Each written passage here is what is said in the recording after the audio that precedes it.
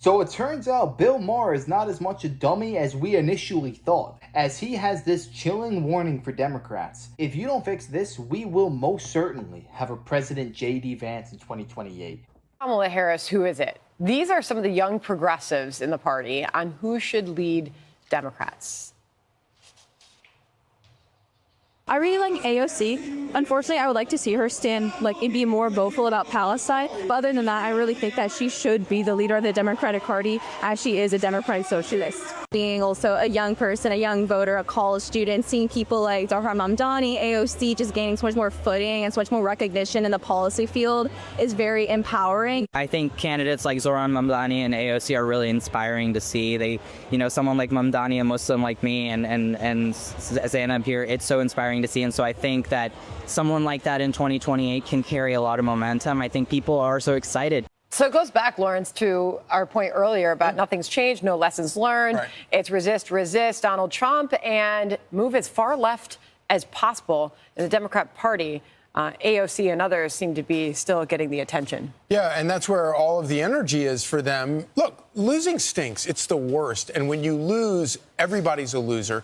You look backwards and you see Kamala Harris and Joe Biden, and they're both losers, and you start seeing them start carping back and forth. And then you look forward and you have AOC and Mamdani and others who are part of the truly radical, crazy left-wing fringe of the party that, say what you want to about somebody like Nancy Pelosi. She was very effective at keeping the fringe part of her party under wraps. As she kind of rides off the sunset, Chuck Schumer is left. He doesn't know what to do. He has no ability to keep this fringe under wraps. And that's where all the energy is. That's where all the excitement is. The problem is when you get outside of the party, there isn't a broad, widespread general election support for this crazy nonsense.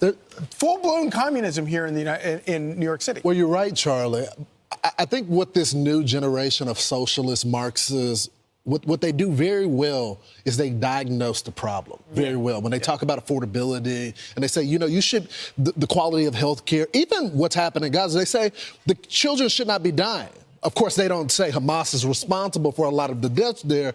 Many of their solutions are so jacked up, but they do a great job in telling the American people, I understand your pain. Kind of, in effect, like Donald Trump, addressing the working class, people that feel forgotten in America. His solution is different. Bill Maher has a warning for the Democrats. Okay, yeah, these young people are crafty. They are inspirational. But if you run these people, the GOP will win the next election. Watch. Do you think that he would have the power and influence to be able to, usher in socialism? He definitely has the power and influence to elect J.D. Vance or whoever is the Republican candidate next time. It is a walking commercial for the Republican Party nationally. I think the Republicans are going to... When you let the Democrat socialists... And now they're actually calling themselves social. When you let them take over a major American city, this is what you get.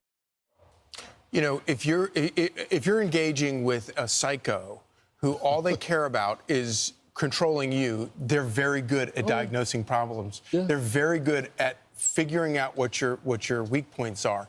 And that's, I would argue, what a lot of these people are doing. That's right. They recognize that if you can focus on these problems, then you can, use that dissatisfaction to gain power for yourself. Right. When I see his face, I think immediately of his pitch for government-run, grocery stores. That'll work out. And I don't think there's any reasonable American who hears that and thinks that that's something that will work for them and their family.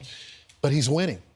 And all of the polls right now, if you take Sliwa out of the polling, he still wins. If you take Adams out of the polling, he still wins. If you take Cuomo out of the polling, he still wins in New York City. This is supposed to be the financial capital of the world, and people are willing to elect a socialist. And, I don't want him to win. I hope people wake up. But I think this will be the next mayor of New York. And the question is, what are we going to do about it? Yeah, it'll be terrible for New York City, but Republicans will be able to run on this issue for as long as that guy's around. Yeah. And it's going to be a huge boon for Republicans and conservatives around the country, and New York City is going to pay the... I will say this finally, when it comes to Bill Maher, it is so refreshing to see Once you remove the TDS, the Trump derangements, how you're able to look at the landscape and think logically. Bill Maher is still liberal. He's still a Democrat at heart. But he looks at the deck much differently now that he's met the president. He sees what's happening in the country. The liberals can recover. They can find some type of candidate, but they got to stop focusing on Donald Trump. Yeah. You can't look at every single issue and look at the president. You got to have your own policy prescriptions. And so now he's warning them, guys, if you do this, you may get a temporary sugar high because this crazy leftist, but you can't run a candidate like that nationally. People don't like you taking their money. Yeah. This is still America. If Bill Maher can see it, it must be obvious. Yeah. Socialism has and will never work in a free and open society. The fact that we have adults in this country who think that you can have a free lunch and have no consequences for that shows how little these people know about basic economics. I mean, don't get me wrong. In theory, hearing this stuff sounds awesome. Free healthcare, free childcare, free college tuition, free food, free housing. Yeah, it sounds awesome. Who would not be in favor of that? They don't recognize that if it sounds too good to be true, then it is. Just try and find one example of socialism working throughout history.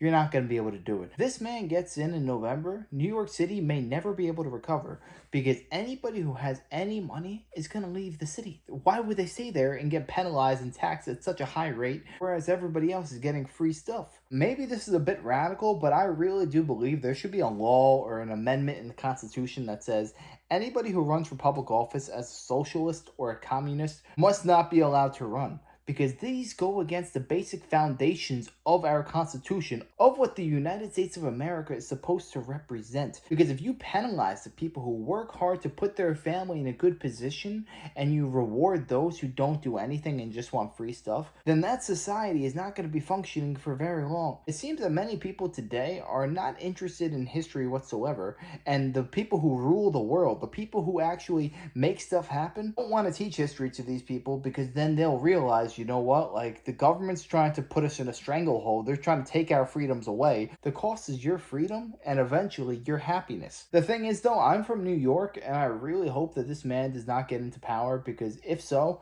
I may never enter New York City ever again, because it's just not worth it. I have zero trust in this man's judgment. If this man gets in, that's where dreams are going to go to die. Part of me wants him to get in just to show the young people who don't know anything about history the dangers and the pitfalls of following a socialist regime. But then again, I just don't want to see New York City fall apart, so I hope he doesn't get in.